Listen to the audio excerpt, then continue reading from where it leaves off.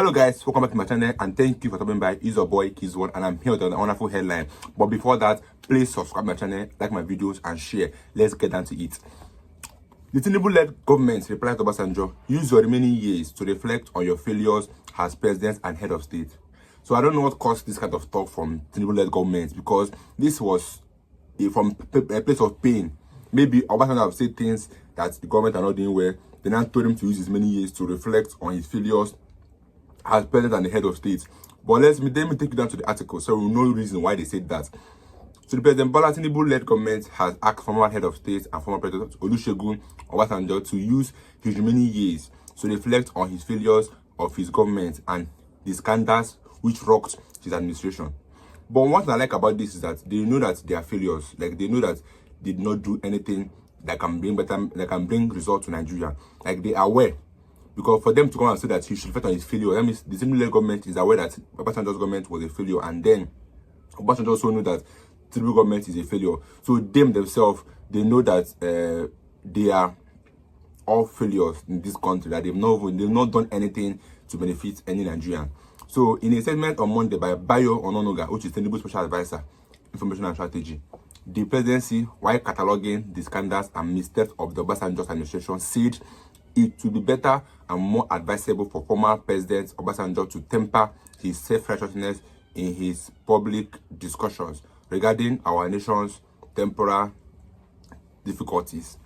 Social reporters had on Sunday reported that Obasanjo lamented that Nigeria's current economic situation was very bad and that the situation was made worse by the Babagos and Emilokon government of Bola Tinubu and his unwillingness to take responsibilities. You see what I was talking about? It's because Obasanjo have called out Tinubu's government that they are failures, that they have not done anything since 1 year they've been in office to make Nigeria better.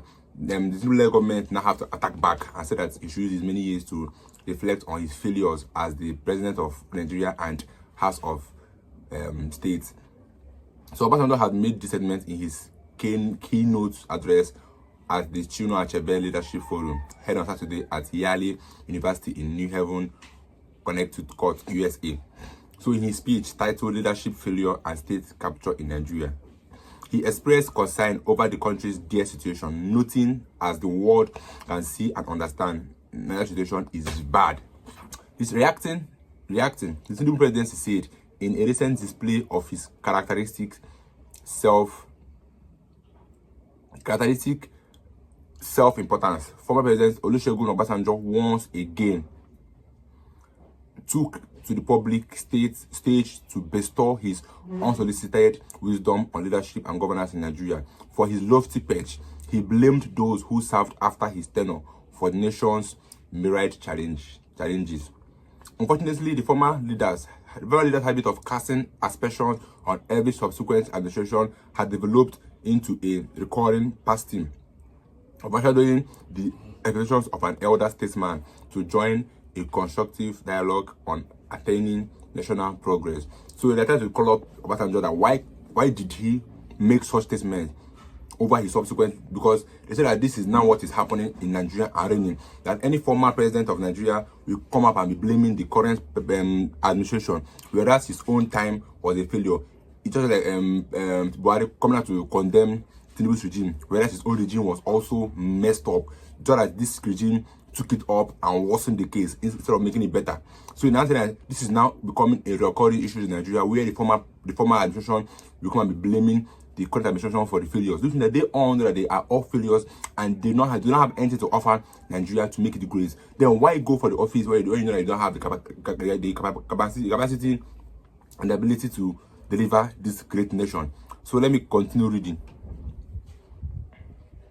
Unfortunately, in his latest critiques of the administration of President Muhammadu Buhari, whom he previously called Baba Goes Slow, and President Bola Tinubu, who is tagged Emilokon, Chief Obasanjo used the platform provided by Chinua Achebe Leadership Forum at Yale University to unfold his latest treatise on leadership and public morality.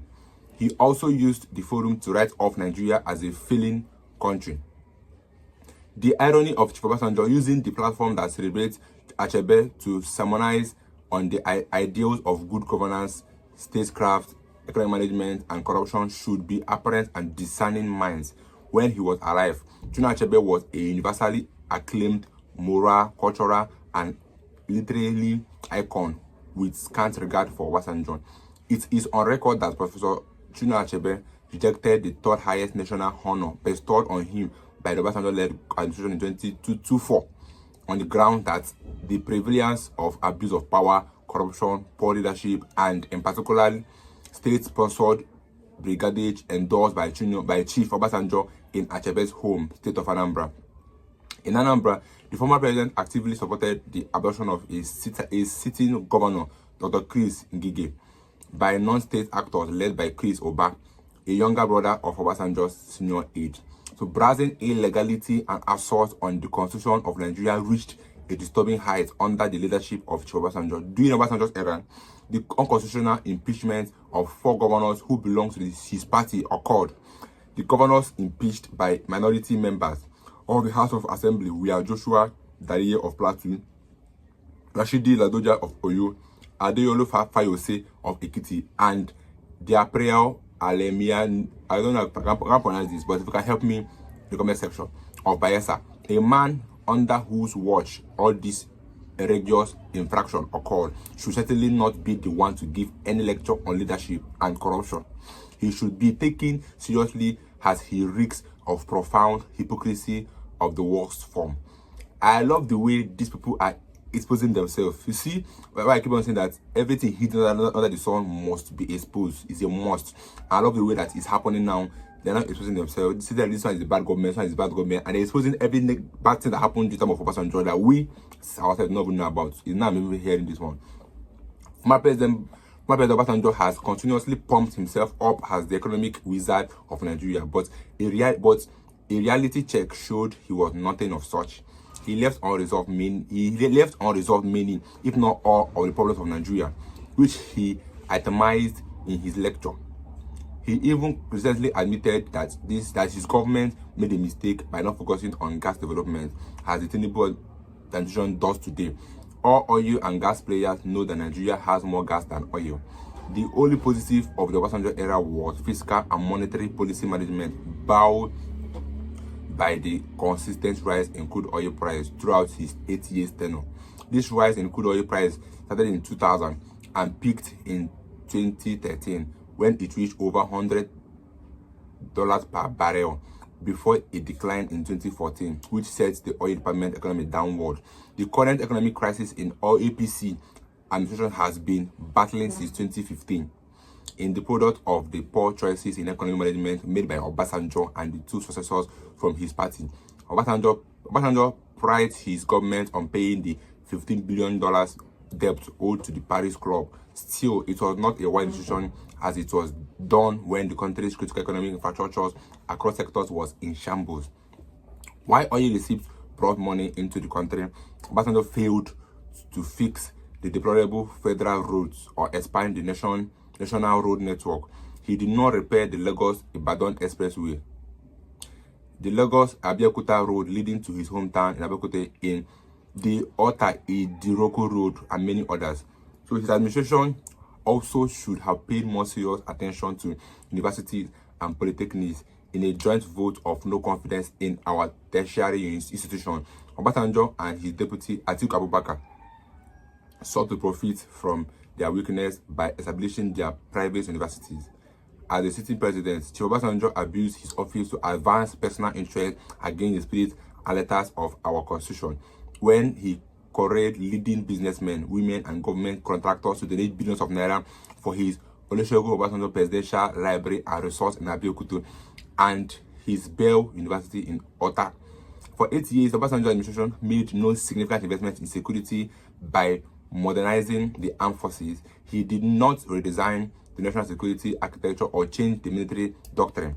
The most critical investment in our armed forces, especially the military, since the administration of President Shehu Shagari in 1980 was made by the APC-led administration of President Buhari from 2015 to 2023. When President Buhari assumed office in 2015, the Air Force had fewer than 3 serviceable fighter jets, and the Navy barely had 1 serviceable vessel.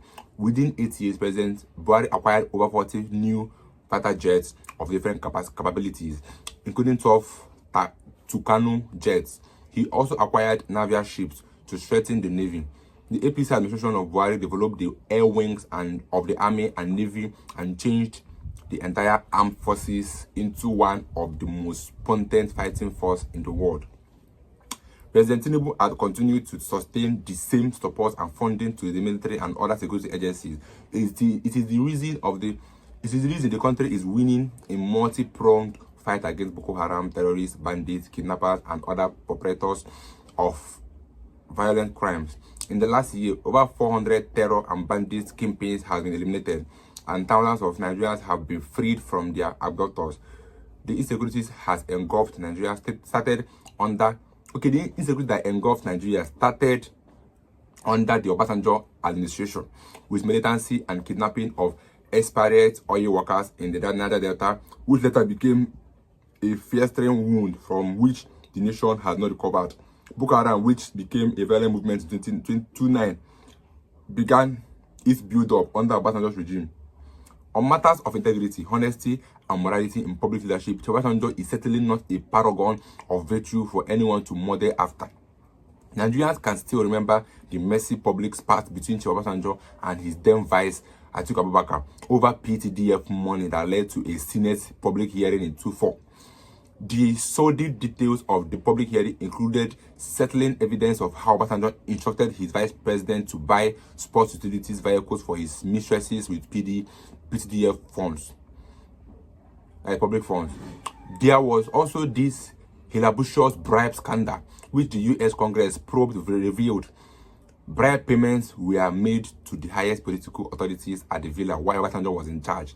If Chief Obasanjo had addressed the many problems he criticized or critiqued in his poorly written yearly lectures when he ruled Nigeria for 8 years, President Bola Ahmed Tinubu and President Buhari would have a much lighter burden to fixing the country.